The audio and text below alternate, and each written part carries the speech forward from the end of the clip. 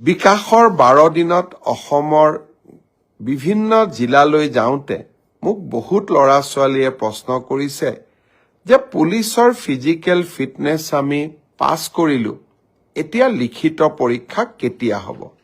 ফেব্ৰুৱাৰী মাহৰ ভিতৰত এই লিখিত পৰীক্ষা সমাপন কৰাৰ বাবে আমি প্ৰচেষ্টা কৰিম। বহুত ল'ৰা ছোৱালীয়ে সুধিছে যে মামা এডিআৰই ৰিজাল্ট কেতিয়া দিব? এডিআৰই ৰিজাল্টটো আমি তৃতীয় আৰু চতুৰ্থ বৰ্গৰ আটাইকেইটা পৰীক্ষাৰ ৰিজাল্ট আমি ফেব্ৰুৱাৰী মাহৰ শেষৰ ফালে বা মাৰ্চ মাহৰ প্ৰথম সপ্তাহতে দিবৰ বাবে আমি চেষ্টা কৰিম।